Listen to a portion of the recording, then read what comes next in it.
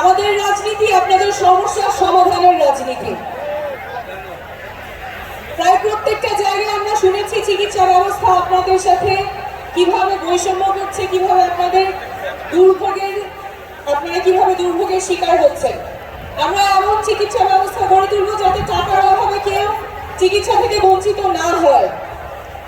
আমরা এমন জরুরি চিকিৎসা ব্যবস্থা গড়ে তুলব যাতে করে হাসপাতালে পৌঁছানোর আগেই অ্যাম্বুলেন্সে জীবন রক্ষাকারী চিকিৎসা শুরু করা যায়।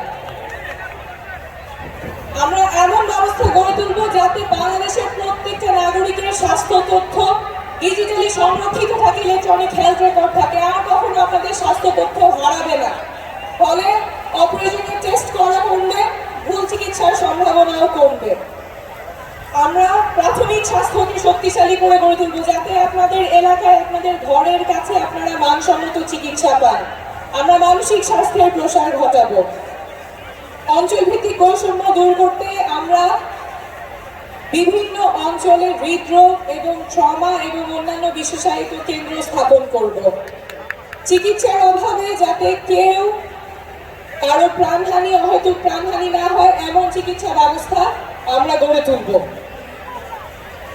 আমাদের অর্থনীতি এমন হবে, কল্যাণমুখী অর্থনীতি হবে যেখানে সকলের কর্মসংস্থান নিশ্চিত হবে। শুধুমাত্র কর্মসংস্থান না, যেখানে একটা চাকরি নিশ্চিত হবে, মর্যাদাপূর্ণ চাকরি নিশ্চিত হবে, এমন কর্মসংস্থান নিশ্চিত হবে।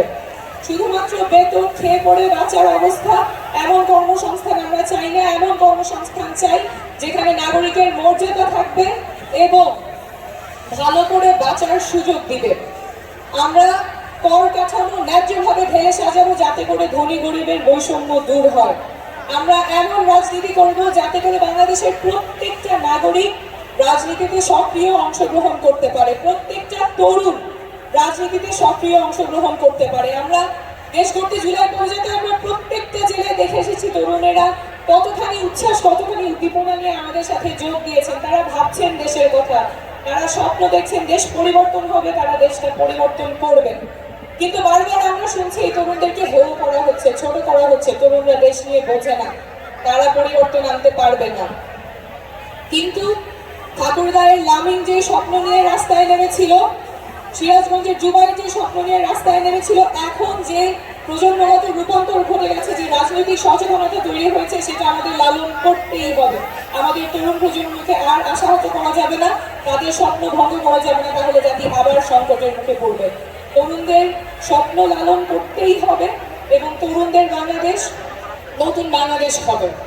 আমরা এমন রাজনীতি করব যাতে করে নারীরা সক্রিয় অংশগ্রহণ করতে পারে। ভোলার সুমাইয়া যখন রাজনীতি করতে আসে তখন তার বাবা মার চিন্তা করতে হবে না রাজনীতিতে আমার মেয়েটা নিরাপদ থাকবে কিনা। সুমাইয়া রাজনীতি করতে পারবে, দেশের জন্য সক্রিয়ভাবে রাজনীতি এবং দেশ গঠনে অংশগ্রহণ করতে পারবে। আমরা এমন রাজনীতি করব যেখানে আমাদের প্রবাসী ভাইয়েরা যারা দেশ গঠনে ভূমিকা রাখতে চান, যারা নির্বাচনে ভোট দিতে চান, তাদের সেই ব্যবস্থা আমরা নিশ্চিত করব। আমরা এমন রাজনীতি করব যেখানে সকল নাগরিকের অধিকার সংরক্ষিত থাকবে, সমুন্নত থাকবে। কোনো দলের, কোনো পক্ষের, কোনো গোষ্ঠীর, কোনো পরিবারের কাছে দেশের স্বার্থ আটকে থাকবে না।